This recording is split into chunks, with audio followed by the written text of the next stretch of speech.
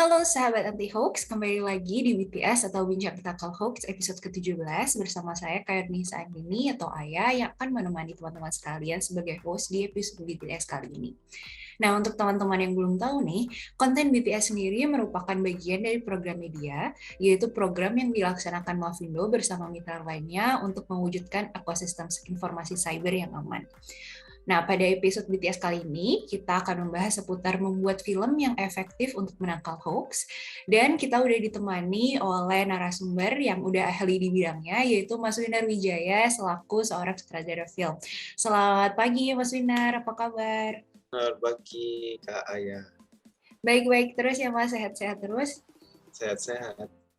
Oke, mungkin untuk teman-teman yang menonton nih, mungkin Mas Winar bisa memperkenalkan diri terlebih dahulu, misal sekarang lagi sibuk apa nih, Mas? Halo, nama saya Winar Wijaya. Saya lagi sibuk bikin film, jadi Mavindo itu sempat menghubungi saya untuk bikin film pendek untuk jadi bagian dari kampanye anti-hoax sebelum Pilpres 2024 supaya nggak mengulangi seperti Pilpres yang lalu kan banyak hoax yang menyebar, terus banyak perpecahan gitu. Jadi kita mau bikin film pendek yang fun gitu dan bisa ditonton banyak orang, tapi juga membuat orang jadi berpikir lebih kritis lagi soal hoax gitu. Oke deh Mas, kebetulan banget karena Mas Widar juga lagi bikin film soal anti-hoax di menjelang Pilpres. Selama proses pembuatan film nih, kira-kira Mas Widar udah ada dapat temuan menarik gak sih Mas terkait hoax, kemudian baik itu hoaxnya apapun? Kalau hoax ya, jadi aku sempat lihat-lihat banyak film-film itu yang dibikin untuk kampanye melanggengkan hoax atau melanggengkan kebencian yang berdasarkan hoax gitu. Banyak kayak apa yang lagi gencar itu di Amerika sih kalau film-film yang kayak gitu, kayak apa dari kelompok konservatif di Amerika itu ada bikin film dokumenter atau apa yang melanggengkan kebencian apa untuk bikin kelompoknya lebih ya biar orang-orang lebih banyak menganut ideologi mereka atau lebih banyak membenci sama orang gitu. Ada sih kayak contohnya film judulnya What is a Woman itu dibikin sama Daily Wire atau apa itu untuk bikin kebencian terhadap transgender gitu misalnya. Nah itu kan banyak berdasarkan hoax juga, berdasarkan informasi-informasi palsu, data-data yang direkayasa gitu, ya untuk memecah belah masyarakat atau apa. Nah kita bikin film ini buat kebalikannya itu, kita mau bikin film untuk bikin ya masyarakat yang nonton film kita jadi berpikir kembali kalau bisa apa hoax itu gimana cara kerjanya, terus kayak jangan-jangan informasi yang aku terima itu selama ini itu cuma hoax, bikinan seseorang yang mempunyai kepentingan, yang mempunyai modal besar, yang mempunyai kuasa, jangan-jangan seperti itu gitu. Makanya kita ada project sama Mavindo ini, terus kita udah banyak kerjasama sama Mavindo, kita diberi riset-risetnya, dikirimin hasil-hasil FGD-nya tentang bagaimana menyebarnya hoax dan gimana cara kerjanya, misalnya buzzer-buzzer di internet gitu. Jadi itu nanti kita mention di film ini, jadi satu plot point-nya ada. Nah, tokohnya ada yang buzzer gitu, tokohnya ada yang ya macam-macam lah, nanti ditonton sendiri kalau udah jadi. Siap Mas, ini menarik banget ya Mas. Jadi memang ternyata trennya itu malah bukan dengan banyaknya hoax yang beredar, trennya bukan malah membuat film kampanye anti hoax, tapi malah membuat film yang berusaha melanggengkan hoax dan kebencian itu ya Mas ya. Banyak. Oke nih, jadi memang film yang Mas Winar nih patut ditunggu dan patut ditonton nih buat hentikan supaya tren yang tadi ada di Amerika itu masuk ke Indonesia juga kan Aduh, bahaya ya Mas. aku nggak bilang filmku bisa menghentikan apa-apa.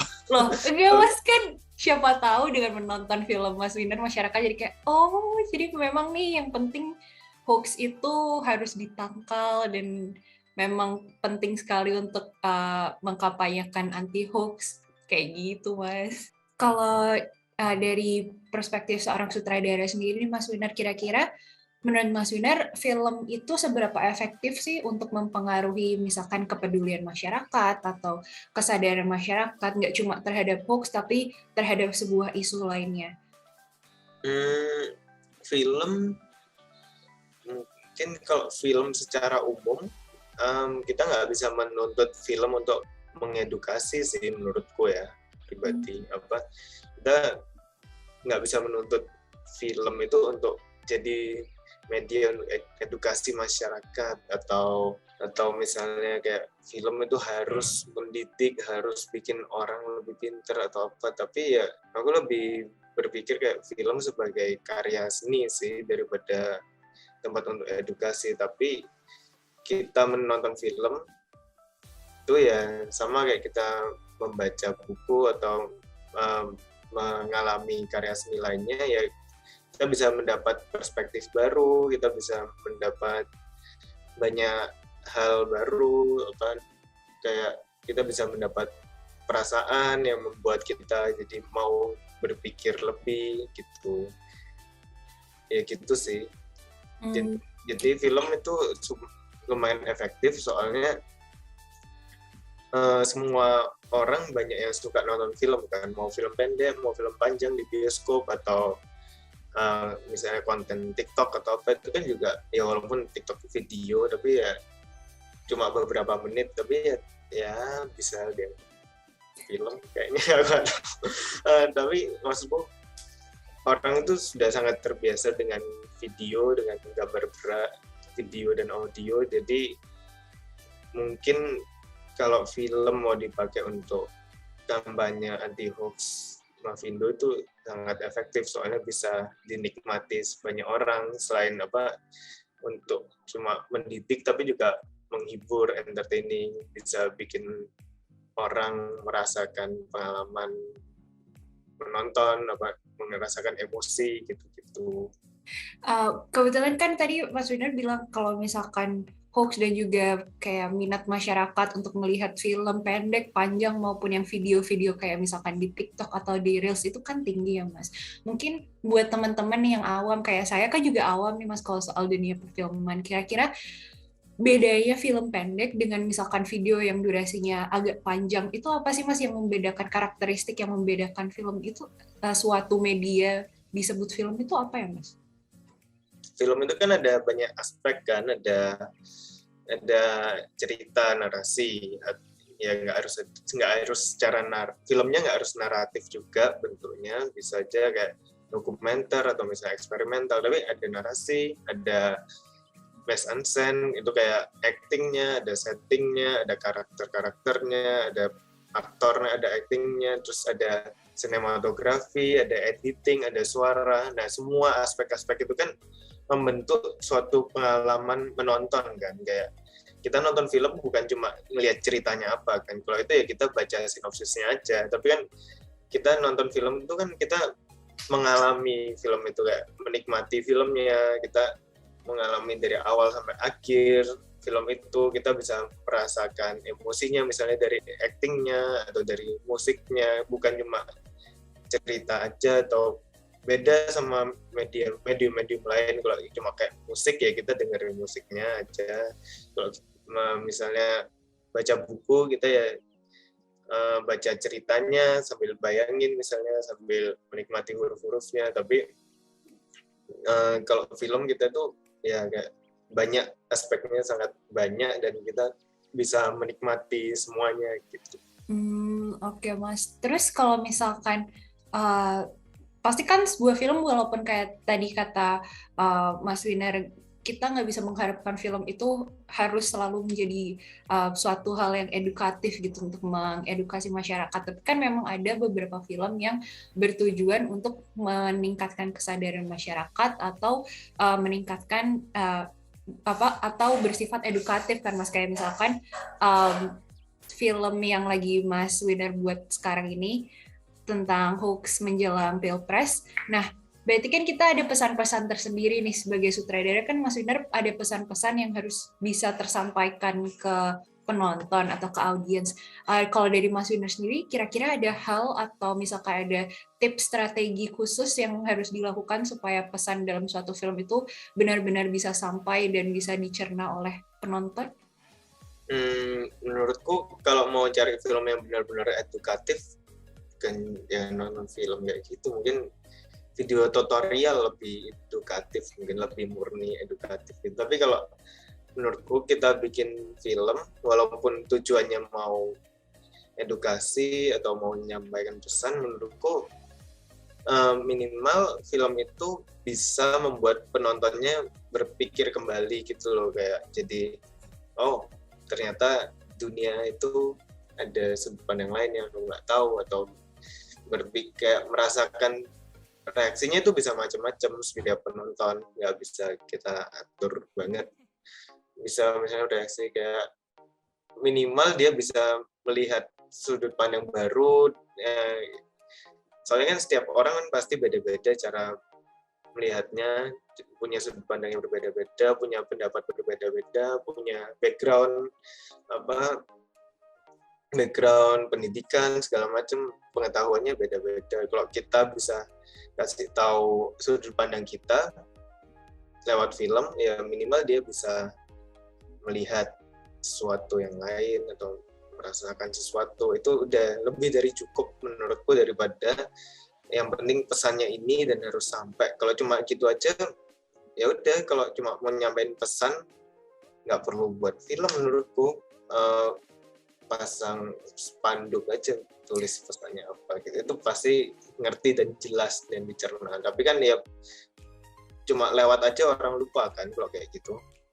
Kalau kita bisa bikin penonton punya pengalaman yang lebih dalam dari itu, kan lebih baik. Maksudku kayak jadi dia sendiri yang berpikir gitu, kayak misalnya mau lebih kritis misalnya, atau jadi lebih, ya paling enggak lebih dalam lah daripada cuma pesan aja gitu. Oke Mas, terus kalau berkaitan nih dengan film film kampanye anti hoax yang sedang dibuat Mas Winner sekarang ini, kalau menurut kalau sutradara kan fokusnya bikin film ya, tapi kalau menurut Mas Winner nih di tahun 2022, kira-kira strategi pemasaran atau paling enggak exposure untuk filmnya ini paling efektif kira-kira dengan gimana Mas?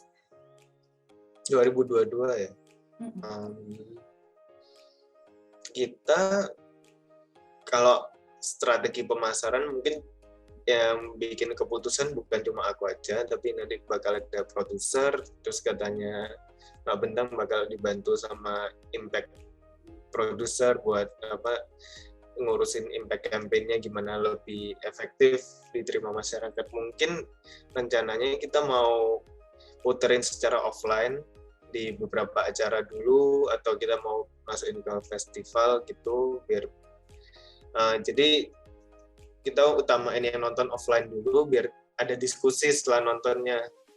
Jadi kalau kita cuma nonton online aja kan ya udah selesai, terus kita habis nonton itu nonton video lainnya gitu kan biasanya. Kalau kita offline setelah nonton film ya ada diskusi misalnya sama orang-orang yang terlibat di filmnya atau sesama penontonnya, ada diskusi mendiskusikan tentang film itu pengalaman yang lebih asik sih daripada nonton sendiri-sendiri online menurutku.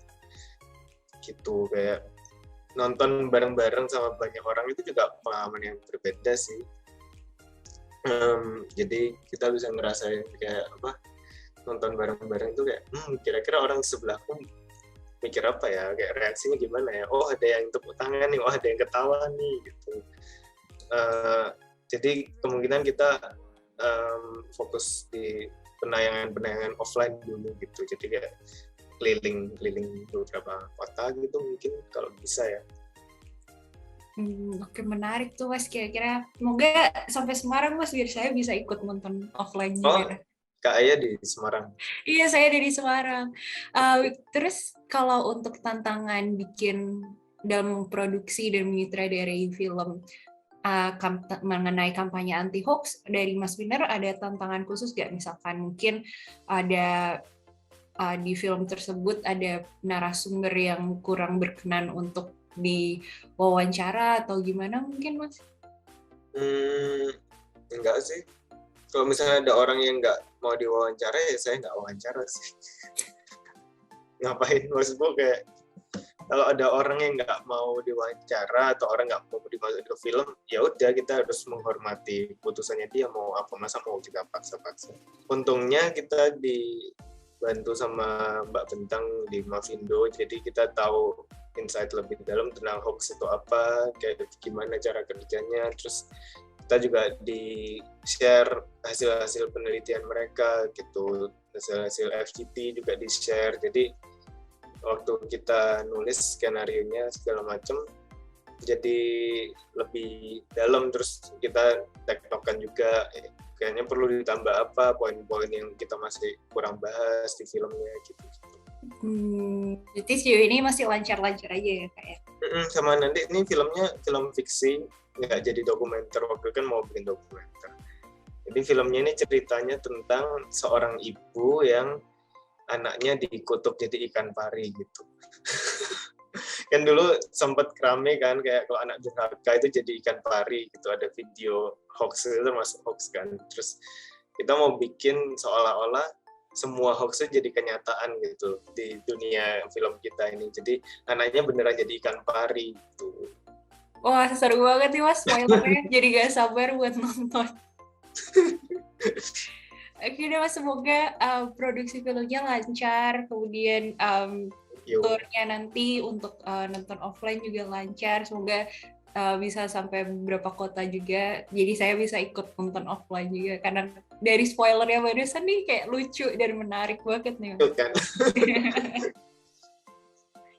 Baik, mungkin itu aja Mas. Terima kasih banyak Mas Winner sudah meluangkan waktu untuk sharing pagi-pagi di hari Sabtu weekend kayak gini.